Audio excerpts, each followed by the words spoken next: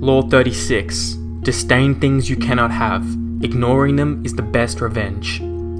By acknowledging a petty problem, you give it existence and credibility. The more attention you pay an enemy, the stronger you make him, and a small mistake is often made worse and more visible when you try and fix it. It is sometimes best to leave things alone. If there is something you want but cannot have, show contempt for it. The less interest you reveal, the more superior you seem. To disdain something is to show that very thing that it is unworthy of your consideration or respect. So it's the idea of choosing not to let things bother you by showing them disdain when life throws you things that may really affect the average person. You choose to show disdain instead, to stay stoic, to stay stable, because you can just as easily choose not to notice the irritating offender, to consider the matter trivial and unworthy of your interest. That is the powerful move. What you do not react to cannot drag you down in a futile engagement. The best lesson you can teach an irritating gnat is to co-sign it to the oblivion by ignoring it. But if it is impossible to ignore, then conspire in secret to do away with it, but never inadvertently draw attention to the bothersome insect that will go away or die on its own.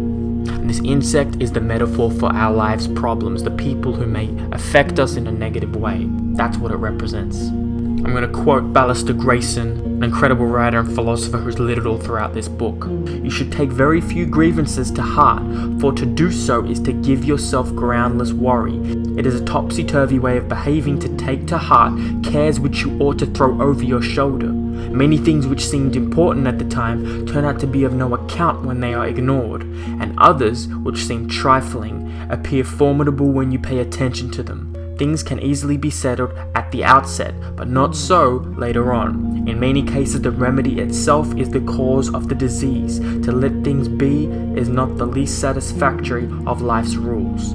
Ballister Grayson. So in other words, by ignoring people, you cancel them out. And this can unsettle and infuriate them. But since they have no dealings with you anymore, there is nothing they can do. And this is the offensive aspect of this law.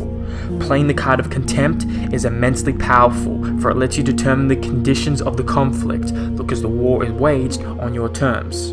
You are the king, and you ignore what offends you. And this tactic will often infuriate people. Half of what they do is to get your attention, and when you hold it from them, they flounder in frustration. Keys to power.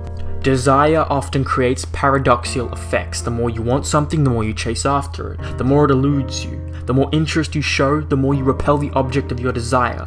This is because your interest is too strong. It makes people awkward, even fearful. Uncontrollable desire makes you seem weak and unworthy. Now psychologically, this makes sense. I've experienced this firsthand myself, and I know many others have as well, especially through the communities of relationship pickup artistry communities, where these individuals will teach other men and women develop this confidence within themselves, but also how to not make the mistakes of being too forward, of being too aggressive in their approach towards women. It's no secret that coming on too strong or coming on too aggressive and desiring too much can have the effect we just talked about, can often repel the opposite sex, can repel this person away from you, and suddenly, once they thought you were attractive, now they think the opposite because of your approach, your demeanor, your tenor, that made them repel you. Unfortunately, in what I've seen, some experiences I've had, that sometimes people take this too far and now they begin to play games and have then gone too far in the opposite direction. So find the middle ground. You need to turn your back on what you want, show your contempt and disdain. This is the kind of powerful response that will drive your targets crazy. They will respond with a desire of their own, which is simply to have an effect on you, perhaps to possess you, perhaps to hurt you. And if they want to possess you, you have successfully completed the first step of seduction. If they want to hurt you, you have unsettled them and made them play by your rules. Laws 8 and 39 on baiting people into action talk about this in depth. Contempt is the prerogative of the king. Where his eyes turn, what he decides to see is what has reality. What he ignores and turns his back on is as good as dead. That was the weapon of King Louis XIV, If he did not like you, he acted as if you were not there, maintaining his superiority by cutting off the dynamic of interaction. This is the power you have when you play the card of contempt, periodically showing people that you can do without them. It's also this idea of not letting people take you for granted, by showing contempt and disdain, by backing off, by turning away for a period of time. People may realize your true value and worth. Or on the flip side, they may realize that you actually had no value and worth. So it can really reveal who you are and what position you have within a certain relationship or within a certain circumstance. But so often people lose their emotion, they lose their cool by paying attention to such little events that really have no major significance in the long-term effects of their lives. They pay attention to the puny enemy. By paying attention to this small enemy, you look puny, you look small, and the longer it takes you to crush such an enemy. Another danger: if you succeed in crushing this irritant, or even if you merely wound it, you create sympathy for the weaker side. Critics of Franklin D. Roosevelt complained bitterly about the money his administration spent on government projects, but their attacks had no resonance with the public, who saw the president as working to end the Great Depression.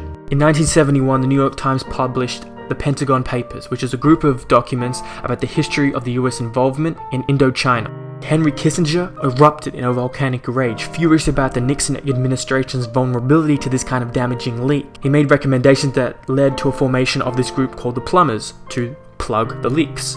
And this eventually led to a chain of events that actually led to Nixon's downfall. So in hindsight and reflective in the reality, the publications of the Pentagon Papers was not a serious threat to the administration, but Kissinger's reaction, his eruption of emotion, made it a big deal. So in him trying to fix this one problem, he created another.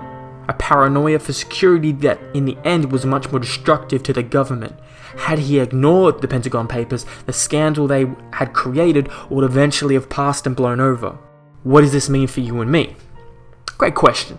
Oftentimes, we want to try and fix our mistakes. It's very tempting to often want to fix every little ailment and mistake we make within our relationships and within our lives. Oftentimes, the harder we try to fix these things, the worse we can make them. It is sometimes more politic to leave these things alone and let time pass and see if time can be the ailment for these problems that we once thought we needed to take care of. In other words, patience. Instead of inadvertently focusing attention on a problem, making it seem worse by publicizing how much concern and anxiety it is causing you, it is often far wiser to play the contemptuous aristocrat, not deigning to acknowledge the problem's existence. There are several ways to execute this strategy. First, the sour grapes approach. If there is something you want but you realize you cannot have, the worst thing you can do is draw attention to your disappointment by complaining about it. An infinitely more powerful tactic is to act as it never really interested you in the first place. Second, when you are attacked by an inferior,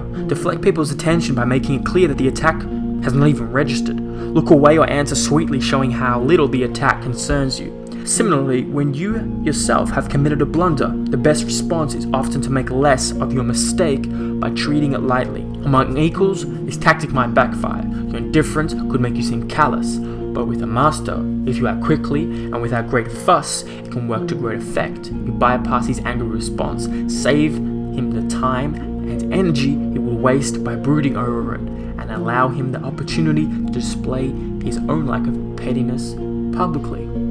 If we make excuses and denials when we are caught in a mistake or deception, we stir the waters and make the situation worse. It is often wiser to play things the opposite way. The Renaissance writer Pietro Aretino often boasted of his aristocratic lineage, which is of course fiction. It was a lie, since he was actually the son of a simple shoemaker. And when his enemy finally revealed this embarrassing truth, word quickly spread, and soon all of Venice was known to Aretino's lie. So imagine someone caught you out in one of the biggest lies of your life. What would you do?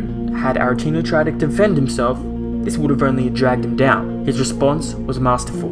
He announced that he was indeed the son of a shoemaker. But this only proved his greatness, since he had risen from the lowest stratum of society to its very pinnacle. From then on, he never mentioned his previous lie, trumpeting instead his new position on the matter of his ancestry.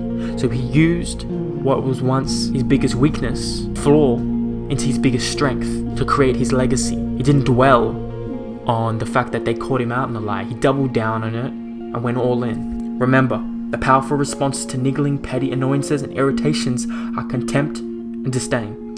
Never show that something has affected you or that you are offended. That only shows you've acknowledged a problem. Contempt is a dish that is best served cold and without affection. Reversal. You must play this card of contempt with care and delicacy. Most small troubles will vanish on their own if you leave them be, but some will grow and fester unless you attend to them. Ignore a person of inferior stature, and the next time you look, he has become a serious rival, and your contempt has made him vengeful as well.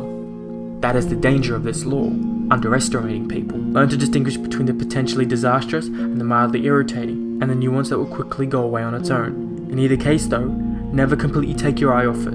As long as it is alive, it can smolder and spark into your life. Law 36. Disdain things you cannot have. Ignoring them is the best revenge.